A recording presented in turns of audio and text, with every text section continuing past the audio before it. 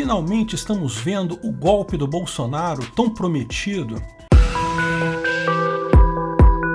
Esse é o Visão Libertária, sua fonte de informações descentralizadas e distribuídas. Circula a informação que Bolsonaro pretende decretar estado de mobilização nacional. Até o momento que eu escrevo esse texto, ainda não temos muitas informações sobre como seria esse decreto. Apenas sabemos que isso está sendo tratado no Congresso de alguma forma. A coisa toda está sendo pintada como um golpe de Bolsonaro pela esquerda, o que seria esperado que fizessem. Olha, a gente sempre falou que Bolsonaro ia dar um golpe, olha o golpe do Bolsonaro aí. Chega a ser curioso que reclamam diuturnamente que Bolsonaro não toma nenhuma ação contra a pandemia. Socorro, Estados Unidos, intervenham militarmente no Brasil porque Bolsonaro não está fazendo nada, o Brasil está sem comando. Porém, quando ele resolve tomar a dianteira da situação, fazer algo para coordenar o combate à pandemia, o acusam de golpe. Mesmo sendo um projeto certamente negociado na Câmara e no Senado, mesmo sendo um minúsculo aumento de poder dele, mesmo sendo algo muito mais simples que os decretos de governadores e prefeitos no combate à pandemia. Lógico, a oposição não precisa de lógica, só precisa de um jargão. E não querem perder o ponto do discurso que tem hoje. Olha, Bolsonaro não fez nada, ele é um genocida por ter ficado quieto. Precisam impedir que ele tome a dianteira disso a qualquer custo. E para a infelicidade de Bolsonaro, a coisa toda é bastante simbólica. Lembrando que foi no dia 31 de março de 1964 que aconteceu o início do que seria conhecido mais adiante como golpe militar de 64. A esquerda sempre quis gritar golpe por qualquer coisa. Não é surpresa que faça isso agora, quando preferem que ele não faça nada, que ele fique quieto. De qualquer forma, me parece pouco provável que, seja lá o que está sendo tratado no Congresso, saia amanhã, se quer que saia alguma coisa. O fato é que existe uma proposta de decretação de estado de mobilização nacional no Congresso. Não me parece algo feito de estalo, certamente tem acordo com a Câmara e o Senado. Provavelmente a troca do ministro da Defesa e consequente troca dos comandantes militares deve ter seguido justamente nessa linha de substituir eventuais pontos de resistência. Mas vamos entender exatamente do que se trata o estado de mobilização nacional, pelo menos no que está na lei. E o estado de defesa e o estado de sítio, que também são alternativas previstas na Constituição, e como isso poderia ser usado por Bolsonaro neste momento. O estado de mobilização nacional está previsto no artigo 84, que lista as prerrogativas do presidente da República, no inciso 19.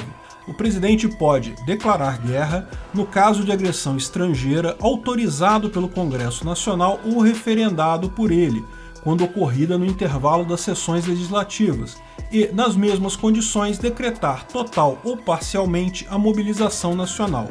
Como tudo mais na Constituição brasileira, é mal escrito e dá margem a múltiplas interpretações. Uma delas é que o estado de mobilização nacional só pode acontecer no caso de guerra, ou no caso de um ataque estrangeiro. O presidente pode declarar a guerra, autorizado pelo Congresso, e então decretar mobilização nacional. É uma interpretação desse inciso. Mas pode-se entender também que são duas coisas diferentes no mesmo artigo. Mas pode-se entender também que são duas coisas diferentes no mesmo inciso. Uma coisa é, o presidente pode declarar guerra autorizado pelo Congresso Nacional e, além disso, de forma independente, pode declarar também nas mesmas condições, também com autorização do Congresso Nacional, estado de mobilização nacional. Certamente haveria questionamento constitucional aí.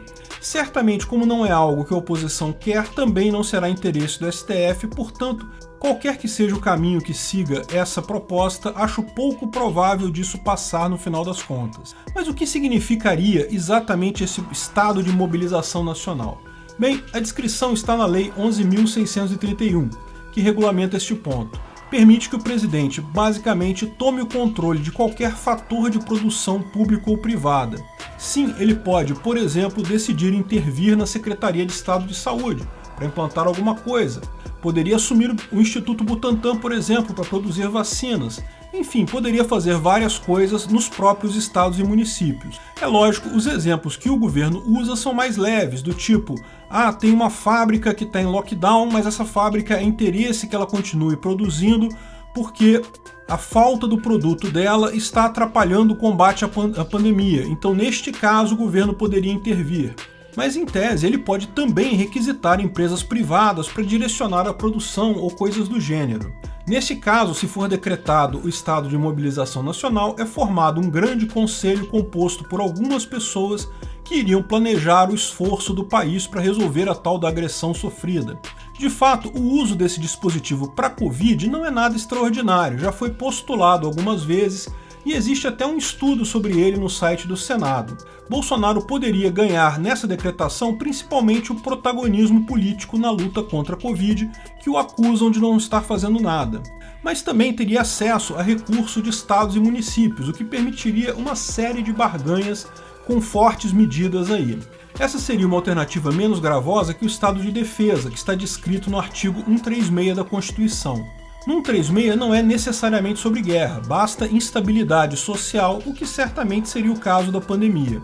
Aqui também permite o uso e ocupação de bens públicos, da mesma forma Bolsonaro poderia intervir nos estados e até empresas privadas, mas também suspende algumas garantias constitucionais, e nisso é pior do que o estado de mobilização nacional. Por exemplo, neste caso, Bolsonaro poderia impedir o direito de livre associação e reunião, poderia acabar com o sigilo de correspondência e de comunicações eletrônicas, também poderia decretar prisão sumária por crime contra o Estado, embora precise ser avaliado por um juiz depois. Portanto, é algo muito mais drástico que o estado de mobilização nacional. Da mesma forma, precisa passar pelo Congresso e da mesma forma o STF teria que opinar no final das contas, então da mesma forma não passaria. Pior ainda seria o estado de sítio, previsto nos artigos 137 e seguintes. Aqui, não apenas essa pequena lista de garantias constitucionais pode ser levantadas, mas na verdade qualquer garantia constitucional. Veja, nós libertários sabemos que direito na Constituição, garantia constitucional não quer dizer nada, porque pode ser levantado a qualquer momento, ou até um juiz pode decidir que ela não vale mais porque tem um vírus por aí. Mas de qualquer forma, mesmo no contexto de Constituição, perceba que o decreto de estado de sítio, que também precisa ser aprovado pelo Congresso, pode indicar quais garantias serão suspensas. No caso de calamidade pública, a lista é restrita. O que pode ser suspenso? O direito de ir e vir, com a obrigação de permanência em localidade determinada, pode ser determinada a detenção em edifício não destinado a acusados e condenados por crimes comuns, restrições relativas à inviolabilidade de correspondência, liberdade de imprensa, suspensão de liberdade de reunião, busca e apreensão em domicílio, intervenção em empresas e serviços públicos, requisição de bens.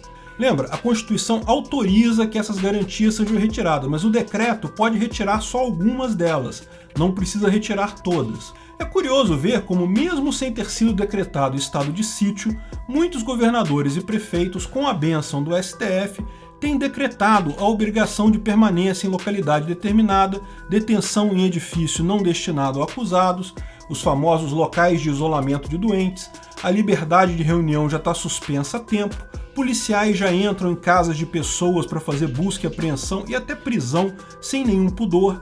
No final das contas, os decretos de governadores e prefeitos são muito piores que os estados de sítio, já são um golpe muito maior do que o suposto golpe que estão acusando Bolsonaro de fazer. Ou seja, estão acusando Bolsonaro de ser golpista por uma requisição que ele está fazendo que é muito, mas muito mais leve do que o que governadores e prefeitos têm feito dioturnamente. Tudo autorizado pelo STF. Alguns têm até escancarado que podem assumir propriedade privada, mas todos sabemos que isso se trata de mera política. No final das contas, é apenas briga de um parasita contra outro. Eles sabem que não é golpe, está previsto na Constituição isso, e todos nós sabemos que não vai passar, porque o STF não deixaria passar de forma alguma. Eu não sei por que Bolsonaro está tentando este caminho, porque claramente ele sabe que isso não vai passar no STF. O STF está atuando diretamente como oposição. E no final das contas isso é positivo, porque eu sei que parece ruim a pecha que estão colocando nele de que ele não faz nada, mas isso é o certo a se fazer. Qualquer ação em direção a uma maior concentração de poderes é um erro. O grande problema desta pandemia são justamente as ações erradas centralizadas. Muita gente tem a impressão que centralização resolve alguma coisa no caso de uma pandemia, mas como vemos, não é o caso. Numa pandemia, todos têm o mesmo objetivo, salvar vidas. As pessoas discordam apenas na forma como isso deve ser feito. E ninguém tem certeza sobre o que está certo e o que está errado. Em situações como essa, principalmente em um ambiente de informação abundante, decisões descentralizadas são muito superiores. porque decisões erradas individuais são comuns, mas geram pouco prejuízo porque a decisão é do indivíduo, só ele é afetado. Além disso, deixa-se de replicar aquela decisão. O cara que fez uma besteira vai servir de exemplo. Ao passo que decisões corretas tendem a ser copiadas por outros e se tornam assim mais efetivas. Portanto, a gente tem que fugir de decisões centralizadas. A gente tem que lutar para acabar com essas decisões de governadores e prefeitos e não para criar novas decisões mais centralizadas ainda. Mesmo que Bolsonaro tenha boas intenções, e certamente politicamente para ele isso pode ser positivo, o resultado no final seria pior, tanto para a pandemia de forma geral, quanto para a própria imagem dele, porque no final, não tenha dúvida, vão usar isso contra ele. A menos que ele esteja fazendo isso com a exata ideia de propor a medida para falhar e ficar registrado que ele tentou resolver a coisa, mas está impedido disso pelo STF. Ainda é cedo para dizer o que vai acontecer daqui para frente. A oposição, claro, vai jogar gasolina nessa fogueira ao máximo. Querem provar que Bolsonaro não consegue governar porque, bem, o STF não deixa ele governar. E dessa forma esperam colocar uma votação de impeachment no Congresso. Quanto ao plano de Bolsonaro, eu confesso que não faço ideia neste momento. Vamos ver o que vem por aí. Obrigado por sua audiência. Esse vídeo foi um oferecimento de armataweb.com, cloud e serviços de data center. 100% de compromisso com a satisfação e privacidade dos clientes. Aceitamos Bitcoin. Veja o link na descrição do vídeo. Se você gostou desse vídeo, clique no like e compartilhe ele em suas redes sociais. Se inscreva no canal para nos ajudar, clicando no botão vermelho abaixo. Se quiser ser avisado de novos vídeos, clique no sininho ao lado. Até a próxima!